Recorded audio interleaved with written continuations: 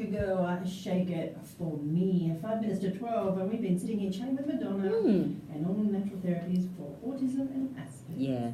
So one of the other big things we do at New Leaf is kinesiology for the brain. So there's a process called LEAP. So it's a learning enhancement acupressure program, and it's been developed over the last 30 years by Dr. Charles Krebs.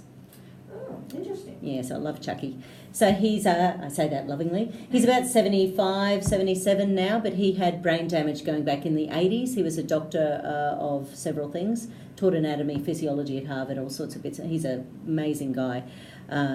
One of those incredible brains with, he was a genius, just that perfect memory, drove his teachers nuts at school, as you can imagine. But when he injured his brain, he had 10% frontal lobe damage, so he wasn't able to remember stuff very easily after that. It was a deep-sea diving accident, and he started looking into kinesiology 3 years after that because he hadn't felt like his brain and his feet had communicated properly together for a few years.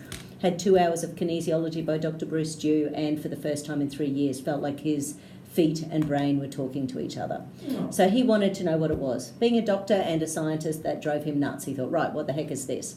So he was also teaching people to learn English. We're coming into Australia at the time, so we were sort of doing that as a part-time job. And when he started learning kinesiology, he started being able to figure out whether kids and adults would actually remember the English very well, or whether they wouldn't by a few basic kinesiology tests.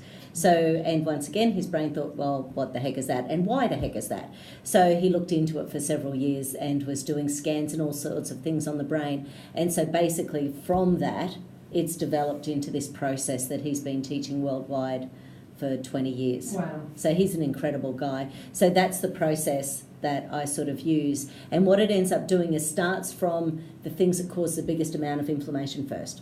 So if there is inflammation in the brain because of stress and survival stuff, so when the body constantly thinks it's a snake and a spider instead of a, ball of wool and a stick, then, your body's going to be releasing heaps and heaps of cortisol all the time. Cortisol will mess with the gut, and your brain's not going to work as well. So, we sort of start at the most important things, calm them down, and then keep on adding little nuclei of the brain until things just work as well as they can. Yeah, it's all like, how you're matching and balancing things. Absolutely. The process of elimination too, isn't it? Absolutely. And once again, you work with the parents. What are they willing to do? If they're not willing to go food initially, but they're willing to add in supplements, we do that. So you always work with the people and what they're willing to, and what you can get the kids to do too. Yeah. Exactly. That's a bit of a challenge, and I'm fully aware of that. Look, Madonna, thank you very much for coming in and giving us all this information. I guarantee there'll be a lot of people out there thinking, yes, I need to speak to someone about this. Yeah. And there is that relationship between gut health and autism. Massive. So go and have a chat with Madonna at New Leaf Natural Therapies. I am sure she'll be able to help you out. Coming up now, we're going to have the Ramones with Rock and Roll High School, and coming up at 12 is Rusty B, I think, for lunch. So this is Sandy out for the morning. Thank you very much for your company. It's been an absolute pleasure. Have a wonderful weekend.